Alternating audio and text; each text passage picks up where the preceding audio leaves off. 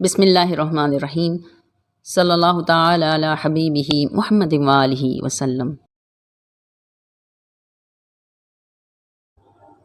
Captain واحد بخش سیال اپنی کتاب میں لکھتے ہیں کہ جب حضور صلی اللہ علیہ وآلہ وسلم کی والدہ حضرت آمنہ امید سے تھیں تو حضرت ابو طالب سیدہ آمنہ کو اپنے گھر لے گئے تھے اور محمد کی پیدائش ابو طالب کے گھر میں ہوئی۔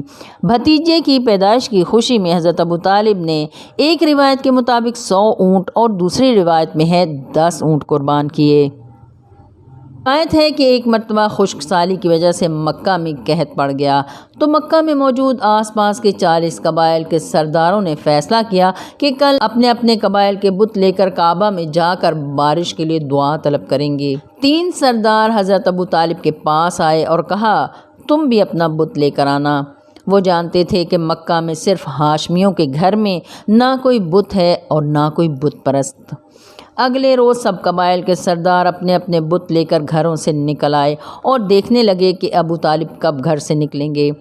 تھوڑی دیر بعد جناب ابو طالب اس طرح گھر سے نکلے کہ 2 سالہ بھتیجے محمد کو اپنے کندھے پر سوار کیا ہوا تھا۔ لوگ ابو طالب کے پاس آئے اور کہا اے ابو طالب، بچے بھوک اور قحط کی وجہ سے بلک رہے ہیں، کعبہ میں چل کر دعا کیجیے۔ جناب ابو طالب نے خانہ کعبہ کی دیوار کے ساتھ لگا کر کمسن محمد کے وسیلے سے بارش کے لیے دعا کی۔ دیکھتے ہی دیکھتے آسمان پر بادل چھا گئے اور موسلا دھار بارش برسی۔ پھر حضرت ابو طالب نے آپ صلی اللہ علیہ وآلہ وسلم کی شان اقدس میں یہ شعر کہا، وہ خوبصورت چہرہ جس کے فیضان سے بارش برستی ہے اور ان کے رخ انور کا واسطہ دے کر بارش کی بھیک مانگی جاتی ہے، وہ یتیموں کی پناہ ہیں اور بیواؤں کی عصمت کے محافظ ہیں۔ کئی سالوں بعد جب ایک بار مدینہ میں بارش نہ ہونے کی وجہ سے قحط پڑا تو آپ صلی اللہ علیہ وآلہ وسلم نے دعا فرمائی اور 1 ہفتہ بارش ہوتی رہی۔ لوگ پھر حاضر ہوئے تو فرمایا بارش مدینہ کے آس پاس برسے۔ پھر فرمایا اللہ بھلا کرے میرے چچا ابو طالب کا، اگر وہ زندہ ہوتے تو میرا معجزہ دیکھ کر خوش ہو جاتے۔ ان کی آنکھیں ٹھنڈی ہوتیں اور فرمایا کوئی ہے جو مجھے وہی نعتیہ اشعار سنائے جو میرے چچا ابو طالب نے کہے تھے۔ تو مولا علی اٹھے اور انہوں نے وہ اشعار سنائے۔ جب محمد 25 برس کے ہوئے تو سردار قریش رئیس بطحہ جناب ابو طالب نے اپنے بھتیجے کے لیے ملکۃ العرب حضرت خدیجۃ الکبریٰ کی طرف سے بھیجے گئے پیغام نکاح کو قبول کیا اور بھتیجے محمد اور سیدہ خدیجۃ الکبریٰ کا نکاح پڑھایا اور نکاح کے موقع پر ایک بلیغ خطبہ پڑھا۔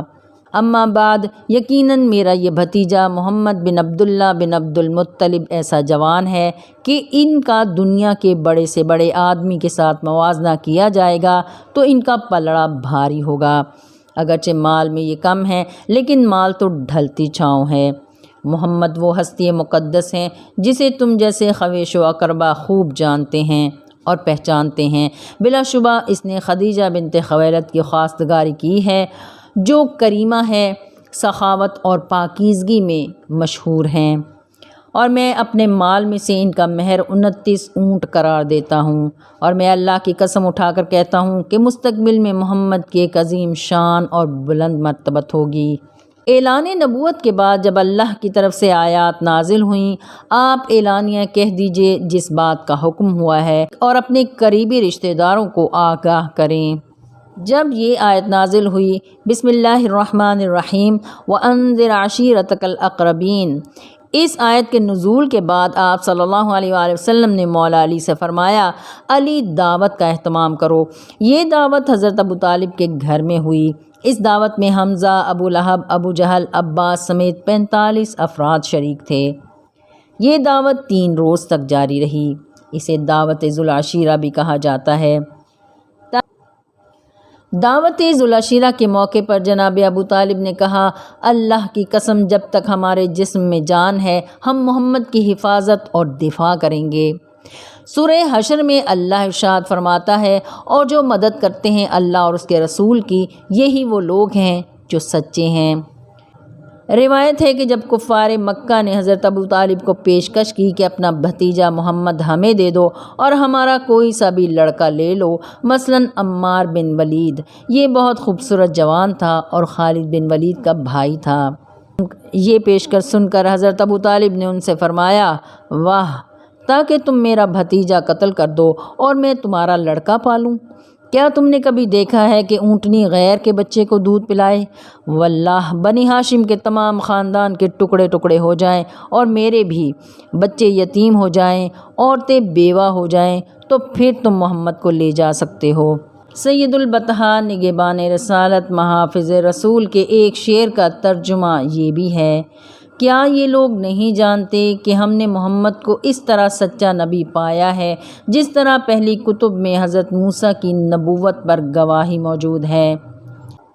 خاتم النبیین رحمۃ للعالمین محمد رسول اللہ صلی اللہ علیہ وآلہ وسلم کی روح پرفتوح سے بطریق ویسیہ فیض یافتہ سلسلہ عظیمیہ کے سربراہ خواجہ شمس الدین عظیمی اپنی کتاب باران رحمت میں فرماتے ہیں کہ نبوت کے 7ویں سال حضرت ابو طالب نے بنو ہاشم اور مطلب خاندان کو جمع کیا اور انہیں اس بات پر آمادہ کیا کہ اپنے بھتیجے محمد کی حمایت و حفاظت اور انصرام جو وہ تنہا کر رہے تھے وہ سب مل کر کریں۔ شیب ابی طالب میں محصوری کے بعد حضرت ابو طالب کو حضور صلی اللہ علیہ وآلہ وسلم کے بارے میں خطرہ لاحق رہتا تھا، اس لیے لوگ جب اپنے اپنے بستروں پر لیٹتے تو وہ حضور صلی اللہ علیہ وآلہ وسلم سے کہتے کہ تم اپنے بستر پر سوئے رہو۔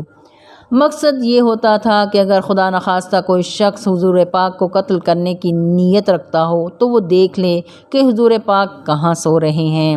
جب سب لوگ سو جاتے تو ابو طالب محمد کو اس بستر سے اٹھا کر دوسرے بستر پر سلا دیتے اور حضور پاک صلی اللہ علیہ وآلہ وسلم کے بستر پر اپنے بیٹوں یا بھتیجوں یا بھائیوں میں سے کسی کو سلا دیتے یا خود سو جاتے۔ یہ سلسلہ 3 سال تک چلتا رہا۔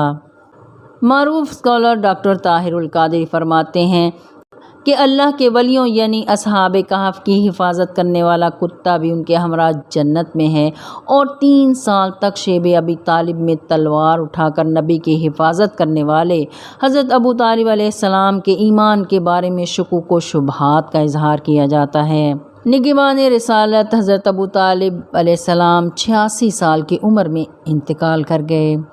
سیرت حلبیہ میں لکھا ہے کہ رسول اللہ صلی اللہ علیہ وآلہ وسلم اپنے چچا حضرت ابو طالب کے جنازے کے ساتھ تشریف لے گئے اور فرمایا، اے چچا، آپ نے تو صلہ رحمی کا حق ادا کر دیا، اللہ تعالیٰ آپ کو جزائے خیر دے۔